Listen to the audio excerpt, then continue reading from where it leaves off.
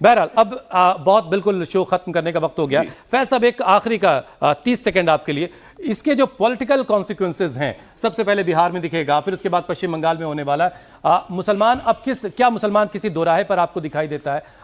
कैसे अब आगे उसका सियासी सफर तय होगा और वक्फ की लड़ाई अब किस रुख पर जाएगी? बिल्कुल मुसलमान दोराहे में नहीं है, पूरी तरीके से प्रधानमंत्री श्री नरेंद्र मोदी जी के साथ है। और ये परिभाषा आप बदल चुकी है कि टोपी लगाकर आ जाओ तो धर्मनिरपेक्ष हो गए और तिलक लगा के आ जाओ तो आप सांप्रदायिक हो गए। ये परिभाषा बदल चुकी है, मुसलमान अब चीज को समझने लगे।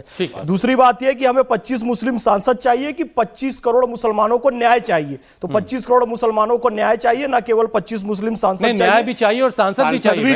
ना सांसद चाहिए, लेकिन बार बार ये लोग प्रश्न करते हैं ना कि मुस्लिम सांसद क्यों नहीं बनाया। तो हम बताएं जी, फिर आपने जैनों को कितना बनाया, बौद्धों को कितना बनाया, हीनयानी को कितना बनाया, महायानी को कितना बनाया, महिलाओं को कितना बनाया। लेकिन हम चाहते हैं कि मुस्लिम सांसद बने, लेकिन बार बार ये नहीं कि जी सांसद नहीं है, विधायक पहले कांग्रेस करती रही वही गलती बीजेपी भी करे। आप ये सांसद विधायक बनने चाहिए, लेकिन इस बात को लेकर कटघरे में ना खड़ा किया जाए। न्याय सबको मिल रहा है, इंसाफ सबको मिल रहा है, योजनाओं का लाभ सबको बराबर मिल रहा है। राम मंदिर में 2 SC और 1 OBC पुजारी है, सुन लीजिए। और मैं आपको बताऊं कि कौशल भारत कुशल भारत योजना के तहत सबको लाभ मिल रहा है, किसी वर्ग विशेष को नहीं। OBC में मुसलमान आते हैं उनको छात्रवृत्ति मिल रही है, ST में मुसलमान आते हैं उनको छात्रवृत्ति मिल रही है, जो JRF निकालते हैं उनको छात्रवृत्ति मिल रही है। आप बोल रहे हो कि मुसलमान के नाम से अलग से छात्रवृत्ति दो। अरे भैया, जो सबको छात्रवृत्ति मिल रही है मुसलमानों को भी मिल रही है। स्किल डेवलपमेंट बंद नहीं किया गया है, कौशल भारत कुशल भारत के तहत सबको स्किल डेवलपमेंट प्रोग्राम से जोड़ा गया है। ये चाहते हैं मुसलमानों के लक्ष्य, ऐसा नहीं होगा साहब। सबका साथ, सबका विकास, सबका विश्वास के तहत बात चलेगी। हाजिक साहब, 1 मिनट आपके लिए। अरे आपने इतना गरिमा में माहौल बना दिया ना सर, मैं थोड़ा प्रेशर में आ गया था, मैं अपनी बात बोल नहीं पाया। आपको प्रेशर में कौन ले सकता है? हाजिक साहब देखिए, बात यह है कि सरकार की जिम्मेदारी होती है कि अपने नागरिक के लिए सुविधा पैदा करे, एजुकेशन पैदा करे, मेडिकल पैदा करे। लेकिन ये मैं पूछ रहा हूं, पिछले 11 साल से सरकार भारतीय जनता पार्टी के केंद्र में, 8 साल से उत्तर प्रदेश में, 30 साल से मध्य प्रदेश में, इन्होंने कितने मुस्लिम बहुल क्षेत्र में एजुकेशन पर काम किया, मेडिकल पे काम किया? आपने कितना किया? ये देश के मुसलमान हैं। इसी के लिए अल्लामा इकबाल ने कहा था कि सारे जहां से अच्छा हिंदुस्तान हमारा, हम बुलबुले हैं इसकी ये गुलसिता हमारा, मजहब नहीं सिखाता आपस में बैर रखना, हिंदी है हम वतन है हिंदुस्तान, हम सब हिंदुस्तानी हैं और सारे हिंदुस्तानियों को वक्फ बोर्ड से भी फायदा होना चाहिए, सरकार से भी फायदा होना चाहिए और सरकारों की जिम्मेदारी भी होती है।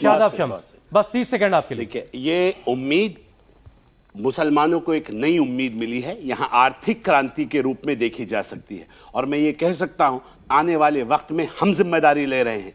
आने वाले वक्त में इस वक्त की संपत्तियों पे आपकी यूनिवर्सिटीज भी दिखाई देंगी, अच्छे स्कूल कॉलेजेस भी दिखाई देंगे और मुसलमान मुख्य धारा में जुड़ता हुआ भी दिखाई देगा। बहुत उम्दा, बहुत उम्दा। शादाब चौहान प्लीज। जब भी भारतीय जनता पार्टी कोई कानून लेके आती है उसके इतने फायदे गिनाती है और जिसके लिए बिल लेकर आती है वो उसके खिलाफ खड़े हो जाते हैं। किसानों के बिल के लिए कितने फायदे गिनाए पे कितना डराया था, किसान बिल पर कितने इन्होंने झूठ फैलाया, वापस लेना पड़ा। इन्होंने कहा कि हम 370 को तरमीम करेंगे तो वहां पर टेररिज्म खत्म हो जाएगा। क्या हमारे जो सैनिक हैं वो शहादत नहीं दे रहे? इसीलिए हम कह रहे हैं कि ये वक्फ बिल नहीं है, ये वक्फ को बर्बाद करने के लिए, धन्ना सेठों को भूमि देने के लिए लाया गया है। और आने वाले समय में देखेंगे जिन्होंने सेकुलरिज्म का लिबादा ओढ़ करके मुसलमानों को धोखा दिया है, भारत के संविधान के साथ जो है गद्दारी की है, उनका जवाब सम्मानित जनता आने वाले चुनाव में देने जा रही है। बेहतर होता है कि सरकार विपक्ष के जो शक शुबात थे, सवाल थे, उनके जवाब विपक्ष को दे देती, मुस्लिम तंजीमों के जो शक थे उनको दूर करती तो ज्यादा बेहतर होता है। लेकिन फिर भी जैसे शादाब शम्स कह रहे हैं, फैज कह रहे हैं कि एक उम्मीद है, आने वाले वक्त में पता चलेगा कि ये उम्मीद कितनी बर आती है और अगर मुसलमानों का वक्त का इससे फायदा होता है तो इससे अच्छी और क्या बात हो सकती है। बहरहाल इस प्रोग्राम को अगर आप और बेहतर बनाना चाहते हैं तो आप अपने सुझाव